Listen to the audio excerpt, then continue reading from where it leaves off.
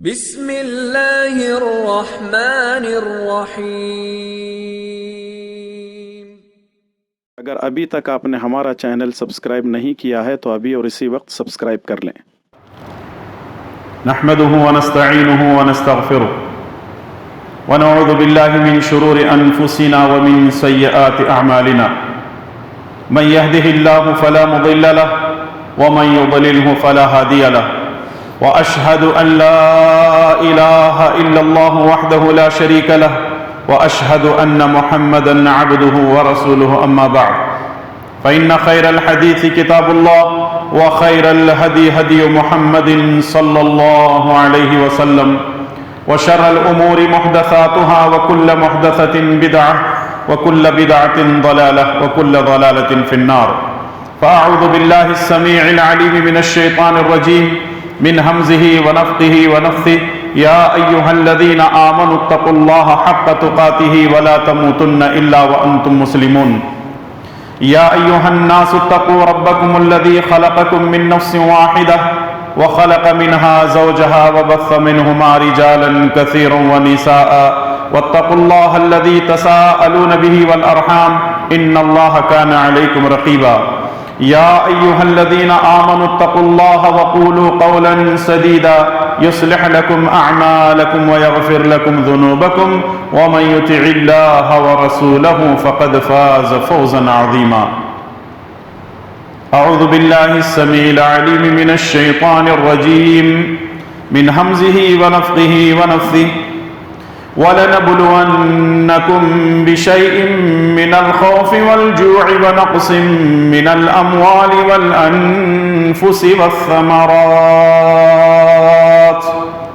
وَبَشِّرِ الصَّابِرِينَ الَّذِينَ إِذَا أَصَابَتْهُم مُّصِيبَةٌ قالوا إِنَّا لِلَّهِ وَإِنَّا إِلَيْهِ راجعون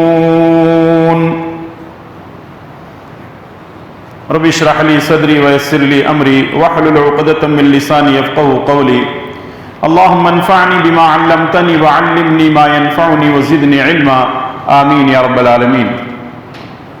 ہر قسم کی تعریف و توصیف، بڑائی اور بزرگی اسی اللہ رب ذوالجلال والاکرام کے لیے لائق و زیبا ہے، جس نے مجھے اور آپ تمام کو اور ساری کائنات کو لفظ کن سے پیدا کیا۔ سبحان اللہ و بحمدہ سبحان اللہ العظیم۔ اور درود و سلام ہو میرے اور آپ کے پیارے نبی امام الانبیاء والمرسلین جناب محمد الرسول اللہ صلی اللہ تعالی علیہ وسلم کی ذات مقدسہ پر، جن کو اللہ تعالی نے ساری کائنات کے لیے امام بنا کر بھیجا۔ حاضرین محترم، بزرگوں، نوجوان ساتھیوں، پردہ نشین خواتین اسلام، مائیں اور بہنیں،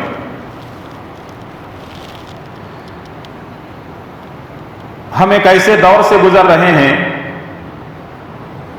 جہاں ہر جگہ خوف کا ماحول ہے۔ انسان گھر میں بیٹھے ہوئے بھی پریشان ہے، ایک خوف اس کے اندر موجود ہے۔ اپنے دکان میں بھی جاتا ہے تو خوف محسوس کرتا ہے، بازار میں بھی جاتا ہے تو خوف محسوس کرتا ہے، مسجد کی طرف بھی رخ کرتا ہے تو خوف محسوس کرتا ہے۔ ایک عجیب سا خوف لوگوں کے ذہن و دماغ میں پیوست ہو چکا ہے۔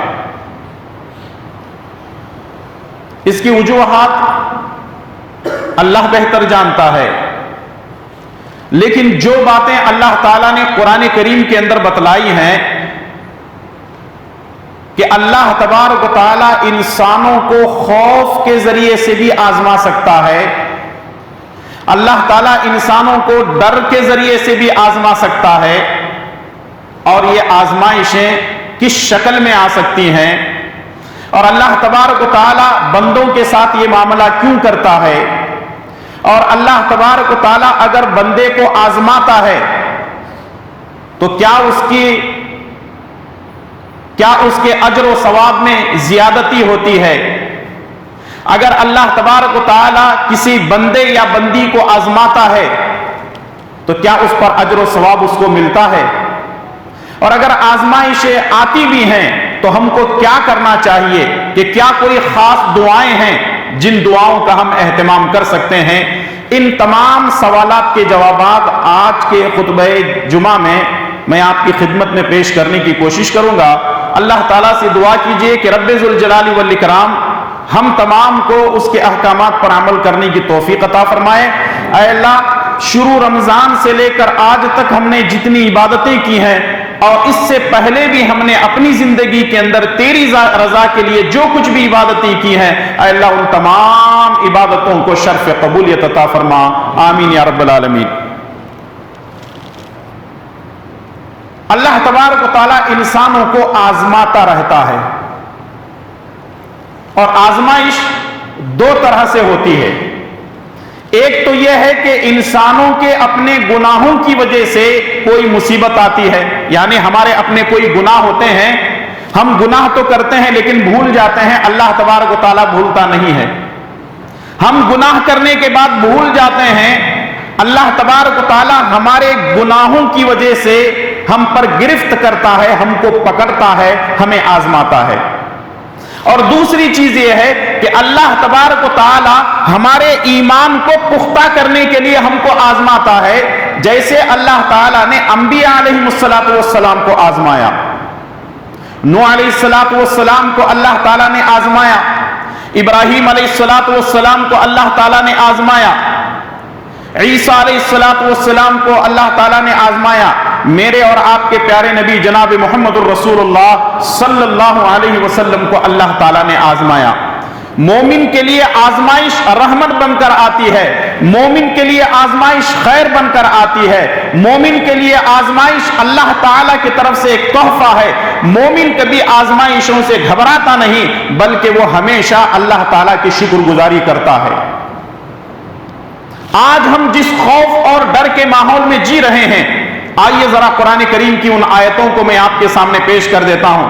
اللہ تبارک و تعالیٰ نے سورہ بقرہ کی آیت نمبر 155 اور 56 میں ارشاد فرمایا، وَلَنَبْلُوَنَّكُمْ بِشَيْءٍ مِّنَ الْخَوْفِ وَالْجُوعِ وَنَقْصٍ مِّنَ الْأَمْوَالِ وَالْأَنفُسِ وَالثَّمَرَاتِ وَبَشِّرِ الصَّابِرِينَ الَّذِينَ إِذَا أَصَابَتْهُم مُّصِيبَةٌ قَالُوا إِنَّا لِلَّهِ وَإِنَّا إِلَيْهِ رَاجِعُونَ وَلَنَبْلُوَنَّكُمْ بِشَيْءٍ مِّنَ الْخَوْفِ، ہم تمہیں ڈر کے ذریعے سے آزمائیں گے، ہم تمہیں ڈر کے ذریعے سے آزمائیں گے، والجوع، بھوک کے ذریعے سے ہم تم کو آزمائیں گے، ونقص من الاموال، مالوں کے نقصان کے ذریعے سے تم کو آزمائیں گے، والانفس، جان کے نقصان کے ذریعے سے، کسی کو موت دے کر ہم تمہیں آزمائیں گے، والثمرات، اور پھلوں کے نقصان سے، فصل کے نقصان سے، کھیتی باڑی کے نقصان سے ہم تمہیں آزمائیں گے۔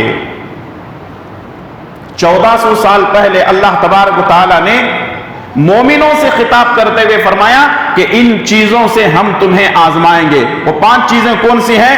پہلی چیز ہے، ان 5 چیزوں کے اندر پہلی چیز ہے ڈر، دوسری چیز ہے بھوک، تیسری چیز ہے مالوں کا نقصان، اور چوتھی چیز ہے کسی کو موت دے کر اللہ تعالیٰ آزمائے گا۔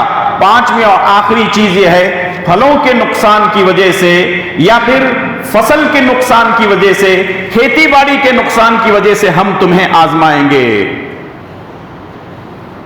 اب آزمانے کے بعد اللہ تبارک و تعالیٰ فرما رہا ہے، وَبَشِّرِ الصَّابِرِينَ، اگر تمہارے اوپر یہ آزمائشیں آتی ہیں، اگر تم اس پر پورا اترتے ہو، صبر کر لیتے ہو، تو اللہ تعالیٰ نے فرمایا وَبَشِّرِ الصَّابِرِينَ، صبر کرنے والوں کے لیے خوشخبری ہے، صبر کرنے والوں کے لیے خوشخبری ہے۔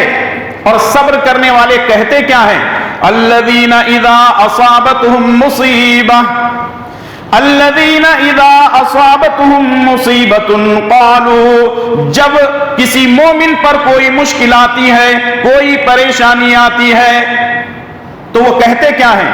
انا للہ، ہم اللہ کے لیے ہیں، وَإِنَّا إِلَيْهِ رَاجِعُونَ، ہم کو اللہ کی طرف لوٹنا ہے۔ یعنی ایک مومن کبھی آہ و بکا نہیں کرتا، کبھی چیختا چلاتا نہیں، کبھی کسی سے شکایتیں نہیں کرتا، کبھی ہنگامہ کھڑا نہیں کرتا، کبھی شور شرابہ نہیں کرتا۔ ایک مومن کی شان یہ ہے کہ اللہ تبارک و تعالی اگر اس کو آزماتا ہے تو وہ یہی کہتا ہے انا للہ و انا الیہ راجعون، ہم اللہ کے لیے ہیں اور ہم کو اللہ کی طرف جانا ہے۔ یہ آزمائشیں اللہ کے طرف سے آ رہی ہیں، میں اس کو قبول کرتا ہوں۔ یہ آزمائشیں اللہ کے طرف سے آ رہی ہیں، یہ میرے لیے رحمت ہے۔ تو اس کا مطلب یہ ہے کہ اللہ تبارک و تعالیٰ انسانوں کو اگر آزماتا ہے اور بندہ صبر کر لیتا ہے تو اللہ تبارک و تعالیٰ اس کو خوشخبری دیتا ہے، وَبَشِّرِ الصَّابِرِينَ، خوشخبری ہو صبر کرنے والوں کے لیے۔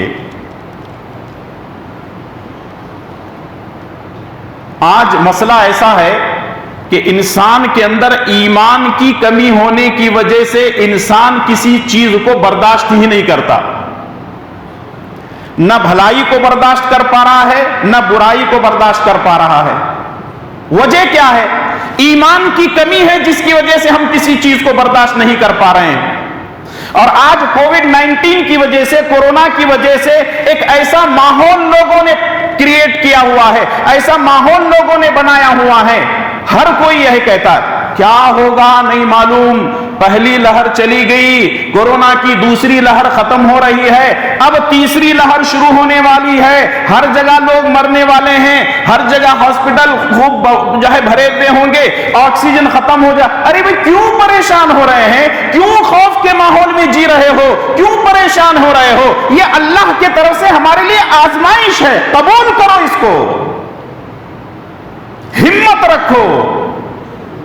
اگر آپ نوجوان ہیں تو بھی مت گھبراؤ، اگر آپ بزرگ ہیں تو بھی مت گھبراؤ، اگر آپ کوئی خاتون ہیں کوئی عورت ہیں تو بھی مت گھبراؤ۔ کیوں پریشان ہو رہے ہیں؟ مرنا تو ایک دن ہے نا۔ کیا ڈرنے کی وجہ سے موت 5-10 سال پیچھے ہو جائے گی؟ کیا ڈرنے کی وجہ سے حکومت آ کر کے لے جا کر کے ICU کے اندر رکھ کر کے بولے گی کہ بھئی یہ ڈر رہا ہے اس واسطے اس کو اسپیشل ٹریٹمنٹ دو؟ ایسا کچھ ہے؟ کچھ بھی نہیں ہے۔ جیسے ہم لوگ کہتے ہیں نا، جو ڈرا وہ مرا، جو ڈرا وہ مرا، اور کہتے ہیں کہ ہمت مردہ مدد خدا۔ جب آدمی ہمت کرتا ہے تو پھر اللہ تعالیٰ کی مدد بھی آتی ہے۔ اللہ کہتا ہے کہ میں تمہیں آزما رہا ہوں۔ ڈر کے خوف کے ماحول سے اپنے آپ کو نکالو، کچھ ہونے والا نہیں ہے، کچھ ہونے والا نہیں ہے۔ موت رتی برابر نہ آگے آ سکتی ہے نہ رتی برابر پیچھے جا سکتی ہے۔ لا یستقدمون ساعۃ ولا یستاخرون، ایک لمحہ ایک سیکنڈ نہ موت آگے آ سکتی ہے نہ پیچھے جا سکتی ہے۔ پھر ڈرنے کا فائدہ کیا ہے؟ کچھ لوگ ایسے سہمے ہوئے ہیں، گھر سے باہر نکلنا نہیں چاہتے۔ ٹھیک ہے آپ احتیاط کر رہے ہیں گھر کے اندر، میں یہ نہیں کہہ رہا کہ گھومو بازار کے اندر، آپ احتیاط کر رہے ہیں، حکومت کے قانون کی پابندی کر رہے ہیں، ہمیں کوئی اعتراض نہیں ہے، لیکن اندر اندر آدمی ڈرا ہوا ہے، سہما ہوا ہے، گھبرایا ہوا ہے۔ ارے کیا ہوتا کہ کیا ہے کہ کیا کرنا اب اس کے بعد کیا ہوا؟ آکسیجن ختم ہوا، میں بیمار ہوا تو کیا کرنا؟ ارے بھی تو گھر میں بیٹھا ہوا ہے، صحت مند ہے، پریشان ہے، میں بیمار ہوا تو کیا کرنا؟ اب دیکھیے رسول اللہ صلی اللہ علیہ وسلم کی اس حدیث کو اپنے سامنے رکھیں۔ اللہ کے نبی صلی اللہ علیہ وسلم فرماتے ہیں اللہ تبارک و تعالیٰ بندے کی نیت کے ساتھ ہے۔ اللہ تبارک و تعالیٰ بندے کی نیت کے ساتھ ہے۔ اگر تم خیر کا معاملہ اللہ تعالیٰ سے کرتے ہو، یعنی اگر تمہاری نیت خیر کی ہے اللہ خیر ہی کرے گا، اور اگر شر کی نیت ہے تو اللہ شر ہی کرے گا۔ وجہ کیا ہے؟ اللہ کو فیصلے لینے میں، فیصلے بدلنے میں دیر نہیں لگتی اللہ تعالیٰ کو۔ خیر کے ساتھ رہیے نا، مجھے کوئی بیماری نہیں آئے گی، مجھے کوئی کورونا نہیں آئے گا، میرے گھر والوں کو رونا نہیں پڑے گا، مجھے کوئی بیماری نہیں ہے، میں ہمت والا ہوں، میں نمازی ہوں، میں دیندار ہوں، میں روزے دار ہوں، میں قرآن پڑھتا ہوں، میں اذکار کرتا ہوں، مجھے کوئی بیماری نہیں آئے گی۔ اور اگر آئے گی تو کہیں گے اللہ مجھے آزما رہا ہے، میرے گناہوں کی وجہ سے ہے، میں مومن ہوں، مرنے سے بھی نہیں ڈرتا، جینے سے بھی نہیں ڈرتا۔ یہ ہمت والی باتیں ہیں۔ ایک تو یہ ہے کہ اللہ تبارک و تعالی آزماتا ہے، اور یہ 5 چیزوں کے ذریعے سے آزما رہا ہے اللہ. لیکن دوسری چیز یہ ہے کہ کبھی کبھی ہمارے گناہوں کی وجہ سے بھی ہمارے اوپر کوئی آزمائش، کوئی پریشانی آ سکتی ہے. سورہ شورا کی آیت نمبر 30 میں اللہ تعالیٰ نے فرمایا وَمَا أَصَابَكُم مِّن مُّصِيبَةٍ فَبِمَا كَسَبَتْ أَيْدِيكُمْ وَيَعْفُو عَن كَثِيرٍ. وَمَا أَصَابَكُم مِّن مُّصِيبَةٍ، اگر تمہارے اوپر کوئی مصیبت آتی ہے، فَبِمَا كَسَبَتْ أَيْدِيكُمْ، یہ تمہارے اپنے ہاتھوں کی کمائی ہے. جیسا کرو گے ویسا بھرو گے، جیسی کرنی ویسی بھرنی. ہم گناہ کر کے بھول جاتے ہیں، لیکن اللہ تبارک و تعالیٰ بھولتا نہیں ہے. اللہ تبارک و تعالیٰ کو کوئی چیز بھلائی نہیں جاتی ہے. انسان بھول جاتا ہے لیکن اللہ تعالیٰ نہیں بھولتا. اس لیے ہو سکتا ہے کہ اللہ تعالیٰ ہم کو آزما رہا ہو، پہلی شکل. دوسری شکل یہ ہے کہ اللہ تبارک و تعالیٰ ہمارے گناہوں کی وجہ سے ہم کو سزا دے رہا ہے. سنن ترمذی کی روایت ہے، اللہ کے نبی صلی اللہ علیہ وسلم نے فرمایا اگر کوئی بندہ دنیا میں گناہ کرتا ہے اور اللہ تبارک و تعالیٰ اس کو دنیا میں بیماری میں مبتلا کرتا ہے، تو یوں سمجھو کہ اللہ تبارک و تعالیٰ اس کو گناہوں سے پاک و صاف کر رہا ہے. جب مرے گا اس حالت میں مرے گا، اس کے اوپر کوئی گناہ نہیں ہوگا. اللہ اکبر. اس سے بڑی بات اور کیا چاہیے؟ اس کا مطلب یہ ہے کہ ایک مومن کے لیے بیماری بھی رحمت ہے. اب یہ جو بیماری ہے، یاد رکھیں بیماروں کو شفا دینے والی ذات اللہ تبارک و تعالیٰ ہے. اور ایک بات یہ بھی یاد رکھیں کہ بیماری دینا اللہ کا کام، بیماروں کو شفا دینا یہ بھی اللہ تبارک و تعالیٰ کا کام ہے. اس سے پہلے کہ اس پر ایک دو باتیں آپ کی خدمت میں پیش کروں، اگر آدمی مومن آدمی مسلمان آدمی بیمار ہوتا ہے تو اس کی فضیلت میں 2 حدیثیں پیش کر دیتا ہوں. اور یہ ہے صحیح بخاری کے حوالے سے.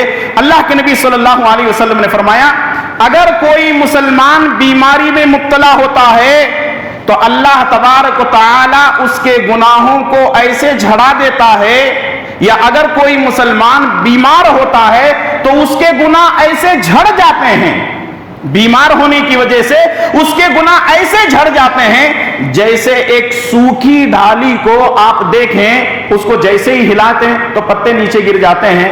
ایک مسلمان مومن کا معاملہ ایسا ہے، بیمار ہوتا ہے تو اللہ تعالیٰ اس کے گناہوں کو بھی پاک و صاف کر دیتا ہے. اللہ تعالیٰ اس کو بخش دیتا ہے، گناہوں سے پاک و صاف کر دیتا ہے. اور دوسری حدیث صحیح بخاری اور صحیح مسلم کے حوالے سے رسول اللہ صلی اللہ علیہ وسلم نے فرمایا اگر کسی مسلمان کو کوئی تکلیف پہنچتی ہے، کوئی رنج پہنچتا ہے، کوئی غم پہنچتا ہے، یا پھر اس کے پیروں میں کانٹا بھی چبھتا ہے، تو وہ چیز اس کے گناہوں کا کفارہ بن جاتی ہے. اللہ اکبر. اس کا مطلب یہ ہے کہ مومن کے پیروں میں کانٹا بھی چبھتا ہے تو اس کے گناہوں کا کفارہ جب بن جاتی ہے تو یہ خیر نہیں ہے، یہ اللہ کی رحمت نہیں ہے، تو اور کیا ہے؟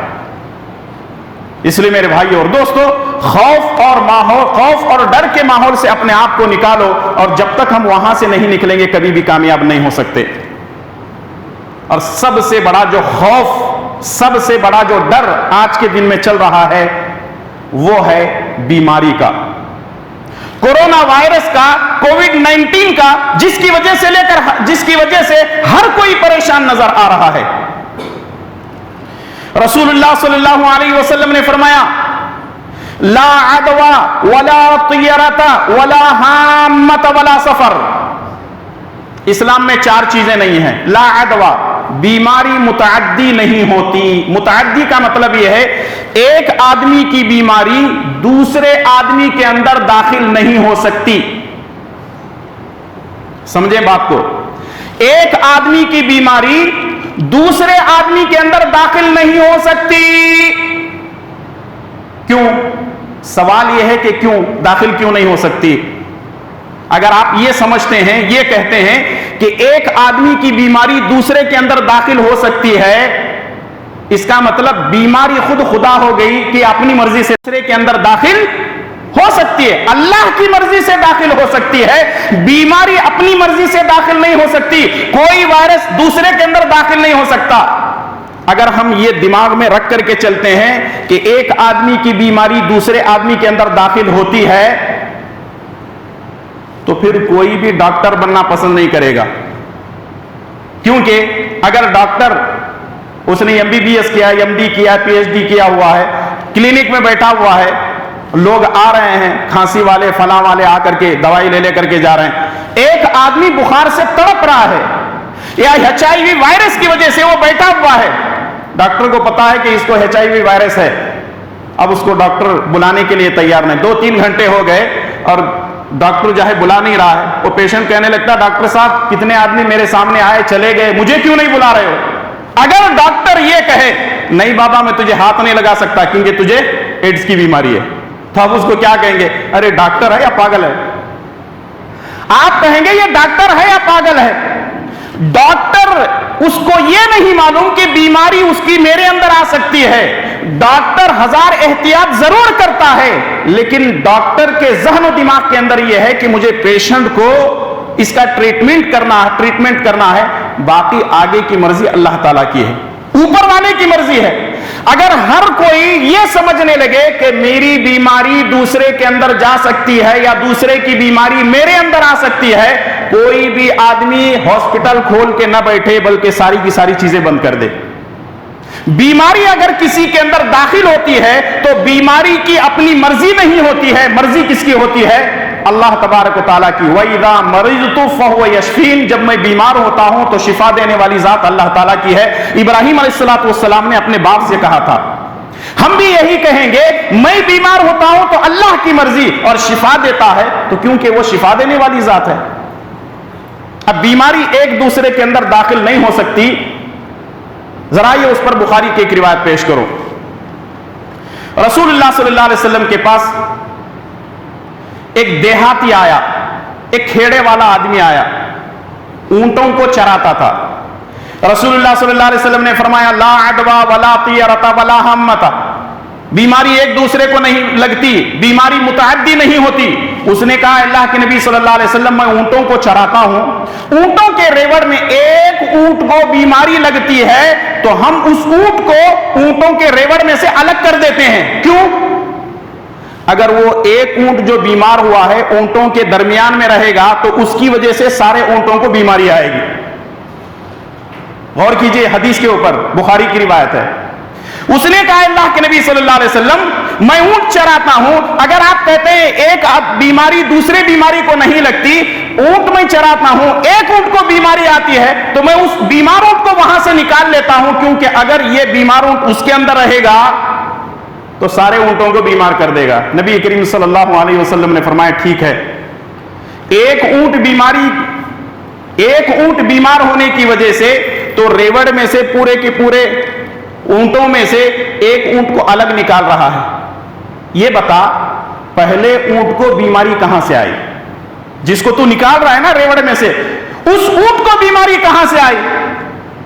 بیماری کو جو ہے وہ جو دیہاتی تھا کوئی جواب نہیں دے پایا. وہ دیہاتی کوئی جواب نہیں دے پایا, اس کے پاس جواب ہوگا بھی کیا؟ ہم یہی کہیں گے پہلے اونٹ کو بیماری اللہ نے دی, اور اگر دوسرے اونٹوں کو بھی بیماری آتی ہے تو ان اونٹوں کو بھی بیماری دینے والی ذات اللہ تبارک و تعالیٰ کی ہے. اب 2 حدیثیں بخاری اور مسلم کے حوالے سے اس کو بھی ہم سمجھنے کی کوشش کرتے ہیں. مثال کے طور پر انس بن مالک رضی اللہ تعالیٰ عنہ فرماتے ہیں رسول اللہ صلی اللہ علیہ وسلم نے فرمایا ایک جزامی کوڑ کی بیماری والا رسول اللہ صلی اللہ علیہ وسلم کے پاس آیا. وہ آ رہا تھا آپ سے بیعت کرنے کے لیے, آپ سے ہاتھ رکھ کر کے بیعت کرنے کے لیے. نبی صلی اللہ علیہ وسلم نے دیکھا دور سے آ رہا ہے. نبی صلی اللہ علیہ وسلم نے فرمایا چلو نکل جاؤ یہاں سے, ہم نے تمہارے ہاتھ پر بیعت کر لی, نکل جاؤ. نبی صلی اللہ علیہ وسلم نے اس کو بھیج دیا. اچھا, انس بن مالک سے ایک اور روایت موجود ہے اور یہ بھی بخاری کی ہے. ایک مرتبہ ہم دسترخوان میں بیٹھ کر کھانا کھا رہے تھے, ایک کوڑ کی بیماری والا, جزام کی بیماری والا ہمارے ساتھ کھانا کھا رہا تھا. میں نے دیکھا رسول اللہ صلی اللہ علیہ وسلم کا ہاتھ اس کے ہاتھ سے لگ رہا تھا, ٹچ ہو رہا تھا. اب دیکھیں دونوں حدیثوں کو سمجھنے کی کوشش کریں. ایک طرف یہ ہے کہ کوڑ کی بیماری والا آ رہا ہے نبی صلی اللہ علیہ وسلم سے بیعت کرنے کے لیے, نبی صلی اللہ علیہ وسلم کہہ رہے ہیں کہ تم چلے جاؤ. اور دوسری طرف نبی کریم صلی اللہ علیہ وسلم کوڑ کی بیماری والے کو ساتھ میں لے کر کھانا کھا رہے ہیں. اس کی کیا وجہ ہے؟ وجہ یہ ہے کہ نبی صلی اللہ علیہ وسلم یہ بتانا چاہ رہے ہیں اگر احتیاط کرنا چاہتے ہو تو احتیاط کر سکتے ہو, اگر تم کھاتے ہو تو یہ یقین رکھو بیماری اس کے ساتھ کھانے کی وجہ سے نہیں آتی, بیماری دینے والی ذات اللہ تبارک و تعالیٰ کی ہے. آپ احتیاط کر رہے ہیں, ماسک لگا رہے ہیں, سوشل ڈسٹینس کر رہے ہیں, گھروں میں بیٹھے ہوئے ہیں, دکان میں نہیں جا رہے ہیں, بازار میں نہیں جا رہے ہیں, فبھی اچھی بات ہے, کوئی غلط بات نہیں. لیکن یہ بات مان کر کے چلیے کہ بیماری دینے والی ذات اللہ تبارک و تعالیٰ کی ہے. بیماری اللہ تبارک و تعالیٰ دیتا ہے. مسلمانوں گھبراؤ مت, مسلمانوں ڈرو مت, ہمت سے رہو, کچھ ہونے والا نہیں ہے, سب کچھ اللہ تبارک و تعالیٰ کرنے والا ہے. ہاں اگر موت آ جاتی ہے تو یاد رکھیے موت اللہ کی طرف سے آتی ہے, کوئی مارتا نہیں ہے. مارنے والے الگ ہوتے ہیں, وہ بات الگ ہے, اس پر بحث کریں گے تو بات لمبی ہو جائے گی. گھبرائے ہوئے کیوں ہیں؟ یہ گھبراہٹ اپنے دل و دماغ سے نکال دیجئے, سب کچھ کرنے والی ذات اللہ تبارک و تعالیٰ کی ہے. اب سمجھیے کہ کبھی کبھی ایسا بھی ہوتا ہے ہمارے ساتھ کہ ہم بیمار ہیں, ہم نمازی بھی ہیں, ہم 5 وقت کی نماز مسجد میں پڑھتے ہیں, رمضان کے پورے روزے رکھتے ہیں, ایک مرتبہ نہیں کئی مرتبہ رمضان میں قرآن ختم کرتے ہیں, ہمیشہ ذکر و اذکار کرتے رہتے ہیں. تو کبھی کبھی پھر بھی ہم بیمار ہو جاتے ہیں تو لوگ شکایت کرتے ہیں یہ بازو والا پورا 1 نمبر کا 420 ہے, اللہ اسے بیماری نہیں دیتا. دیکھو یہ ہمارے گھر کے سامنے والا یہ تو کافر اور مشرک ہے, اللہ اس کو بیمار نہیں کرتا. دیکھو, اور وہ فلاں اتنا بڑا جو ہے اللہ کا دشمن ہے, اللہ کے خلاف بولتا, رسول اللہ کے خلاف بولتا, اور اس کے اندر کوئی بیماری نہیں ہے. اللہ تعالیٰ کو میں ہی ملا تھا کیا بیمار کرنے کے واسطے؟ یہ ایسا کفریہ جملہ ہے کہ آدمی اپنی زبان سے کفر بول بیٹھتا ہے لیکن اس کی سمجھ میں نہیں آتا.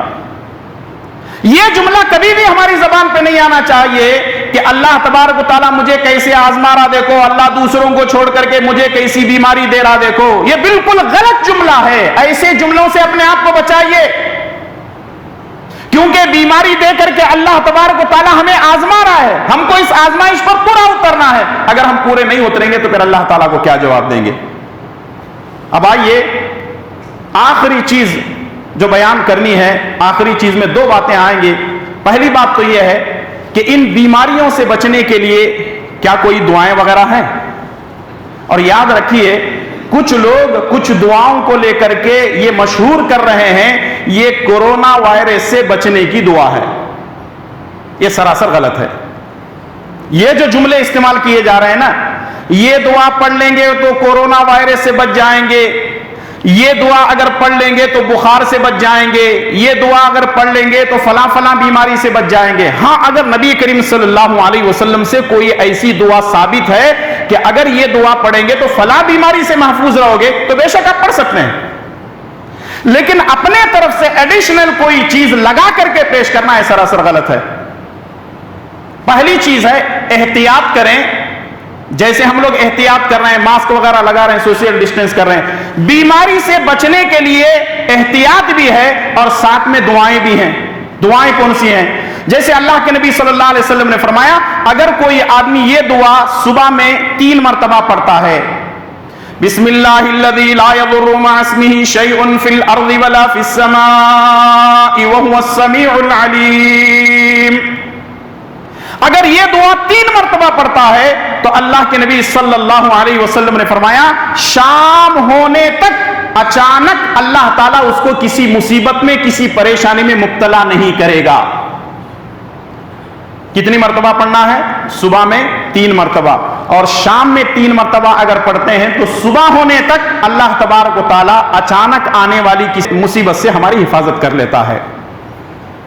تو اس لیے یہ پہلی دعا ہے, اس دعا کا اہتمام کریں. دوسری دعا ہے سنن ابو داؤد کے حوالے سے, اللہ کے نبی صلی اللہ علیہ وسلم یہ دعا کیا کرتے تھے, اللہم انی اعوذ بک من البرص والجنون والجزام ومن سیء الاسقام, اللہم انی اعوذ بک من البرص، اے اللہ برس کی بیماری سے، سفید داغ کی بیماری سے میں تیری پناہ چاہتا ہوں، والجزام، جزام کی بیماری، کوڑ کی بیماری سے میں تیری پناہ چاہتا ہوں، والجنون، پاگل پن کی بیماری سے میں تیری پناہ چاہتا ہوں، ومن سیء الاسقام، ہر قسم کی بری بیماری سے میں تیری پناہ چاہتا ہوں۔ تین چیزیں خاص ہیں، ایک چیز عام ہے۔ اللہم انی اعوذ بک من البرص، اے اللہ برس کی بیماری سے، والجزامی، کوڑ کی بیماری سے، والجنونی، پاگل پن کی بیماری سے میں پناہ چاہتا ہوں۔ اب آگے ومن سیء الاسقام، میں ہر قسم کی بیماری سے پناہ چاہتا ہوں، ومن سیء الاسقام، چاہے وہ بخار ہو، سردی ہو، پیٹ میں درد ہو، کمر میں درد ہو، ہاتھ میں درد ہو، جسم کے کسی بھی حصے میں درد ہو، کوئی بھی بیماری ہو، میں ہر قسم کی بیماریوں سے پناہ چاہتا ہوں۔ لیکن اگر کوئی آدمی یہ کہتا ہے کہ یہ کووڈ-19 کے لیے، کورونا وائرس سے بچنے کے لیے یہ دعا ہے، یا فلاں جو ہے بیماری سے بچنے کے لیے دعا ہے، یہ صحیح نہیں ہے، کیونکہ اللہ کے نبی صلی اللہ علیہ وسلم سے ایسی کوئی چیز ثابت نہیں ہے۔ یہ ہو گئی دو دعائیں۔ تیسری دعا بھی بڑی اہم ہے، اور تیسری دعا اہم اس لیے ہے کہ اس میں ہمارے جسم کے ایک ایک پارٹ کے لیے ہم دعا کرتے ہیں۔ کیا دعا کرتے ہیں؟ اللہم عافنی فی بدنی، اللہم عافنی فی سمعی، اللہم عافنی فی بصری، لا الہ الا انت۔ ہم دعا کر رہے ہیں اللہ تبارک و تعالیٰ سے، کیا کر رہے ہیں؟ کیا کہہ رہے ہیں؟ اللہم عافنی فی بدنی، اے اللہ میرے جسم میں مجھے عافیت عطا فرما۔ اب جسم کے اندر، ہمارے بدن کے اندر ساری چیزیں آ گئیں، ٹوٹل جتنے اعضاء ہیں، ٹوٹل پارٹ ہمارے پورے کے پورے آ گئے۔ اللہم عافنی فی بدنی، اے اللہ تبارک و تعالیٰ میرے بدن میں مجھے عافیت عطا فرما۔ اللہم عافنی فی سمعی، اے اللہ تعالیٰ میرے کانوں میں عافیت عطا فرما۔ اللہم عافنی فی بصری، اے اللہ مجھے میری آنکھوں میں عافیت عطا فرما۔ لا الہ الا انت، تیرے سوا کوئی معبود برحق نہیں ہے۔ اور میں آپ کو یہ بتاؤں، ان دعاؤں کی پابندی تو کریں، لیکن آج کے بعد یہ ارادہ کر کے اٹھیں کہ ہم صبح شام کی دعائیں کریں گے، صبح شام کے اذکار پڑھیں گے۔ یاد رکھیے، جو شخص صبح اور شام کے اذکار کی پابندی کرتا ہے، اللہ تبارک و تعالیٰ اس کو ہر قسم کی مصیبتوں سے، بلاؤں سے، پریشانیوں سے حفاظت کرتا ہے۔ آج ہم دعائیں کہاں پڑھتے ہیں؟ اچھا، صبح شام کی دعائیں پڑھنے کے لیے کتنا وقت لگے گا؟ زیادہ سے زیادہ 15 منٹ یا 20 منٹ میں آپ پوری کی پوری دعائیں پڑھ لیں گے۔ فجر کی نماز کے بعد مصلی پر بیٹھیے، پڑھ لیجئے۔ فجر کی نماز کے بعد آپ کہتے ہیں کہ نہیں مصلی پر نہیں پڑھ سکتے، آپ نکلتے نکلتے گھر تک جو ہے پہنچتے ہوئے آپ دعائیں پڑھ سکتے ہیں، گھر میں پہنچ کر کے دعائیں پڑھ سکتے ہیں۔ لیکن ان دعاؤں کی پابندی کرنی ضروری ہے، اور دعاؤں کی کتابوں کے لیے بے شمار ایسی دعاؤں کی کتابیں ہیں جس میں صبح شام کے اذکار موجود ہیں۔ یہ حصن المسلم ہے، یہ مسلمان کے لیے قلعہ ہے۔ جب دشمن حملہ کرتا ہے تو ہم کہاں داخل ہوتے ہیں؟ قلعے میں داخل ہوتے ہیں۔ دشمن حملہ کرتا ہے تو جو ہے وہ قلعے کے اندر ہم محفوظ ہو جاتے ہیں۔ جب دعائیں پڑھتے ہیں تو ہر قسم کی مصیبتیں، پریشانیاں، یہاں تک کہ شیطان بھی ہمارے اوپر حملہ کرتا ہے، قلعے میں ہم محفوظ بند ہو جاتے ہیں، اور اس طرح اطمینان اور سکون کے ساتھ ہماری زندگی گزرتی ہے۔ تو یہ دعائیں ہیں جو اللہ کے نبی صلی اللہ علیہ وسلم پڑھا کرتے تھے۔ آپ بھی ان دعاؤں کو پڑھنے کی کوشش کریں۔ اب آخری بات آپ کے سامنے پیش کرنی ہے، وہ یہ ہے کہ اب ان حالات میں ہم کیا کریں؟ ان حالات میں ہم کیا کریں؟ کرنے والے کام تو بہت ہیں، لیکن 5 کام میں آپ کے سامنے سرسری طور پر گنوا دیتا ہوں۔ پہلی چیز ہے توبہ اور استغفار کریں، کیونکہ آپ نے وہ آیت سنی کہ ہمارے گناہوں کی وجہ سے اللہ تبارک و تعالی ہم کو آزماتا ہے، ہمارے اپنے کرتوتوں کی وجہ سے اللہ تبارک و تعالی ہم کو آزماتا ہے۔ اگر ہم توبہ استغفار کریں گے، اللہ تعالیٰ کی طرف رجوع کریں گے، تو پھر اللہ تبارک و تعالی ہم سے راضی ہوگا، اللہ کا غصہ ٹھنڈا ہوگا، اور پھر اللہ تبارک و تعالی ہم کو اپنے رحمتوں کے اندر جو ہے شامل کر لے گا۔ دوسری چیز یہ ہے کہ کثرت سے دعائیں کریں۔ ایک تو یہ دعائیں پڑھیں، صبح شام کے اذکار پڑھیں، اور کثرت سے دعائیں کریں۔ ہر فرض نماز کے بعد دعا کی قبولیت کا وقت ہے، اذان اور اقامت کے درمیان جو وقت ہوتا ہے وہ بھی دعا کی قبولیت کا وقت ہے. مسجد میں وقت سے پہلے آئیں, دعا کریں, اے اللہ میرا ایسا مسئلہ ہے, میری روٹی روزی کا مسئلہ ہے, اے اللہ میری طبیعت کا مسئلہ ہے, میری بیوی بیمار ہے, میرے بچے بیمار ہیں, میرے ماں باپ بیمار ہیں, میرے فلاں مسلمان بھائی بیمار ہیں, جماعت کا فلاں آدمی بیمار ہے. آپ دعا کریں اپنے لیے, اپنوں کے لیے, ساری امت مسلمہ کے لیے دعاؤں کا اہتمام کریں. تیسری چیز یہ ہے, رسول اللہ صلی اللہ علیہ وسلم نے فرمایا داؤ مرضاکم بالصدقہ, اپنی بیماریوں کو صدقے کے ذریعے سے دور کرو. یعنی اگر آدمی یہ سمجھتا ہے کہ میں بیمار ہوں, تھوڑا سا مال پانی نکالنا پڑے گا, غریبوں کا, مسکینوں کا, فقیروں کا خیال رکھیں, تو دیکھیں اللہ تبارک و تعالیٰ کیسے جو ہے غریبوں مسکینوں کا, اللہ کے بندوں کا خیال رکھنے کی وجہ سے اللہ تعالیٰ آپ کا خیال رکھ کر کے آپ کو بیماریوں سے دور کر دے گا.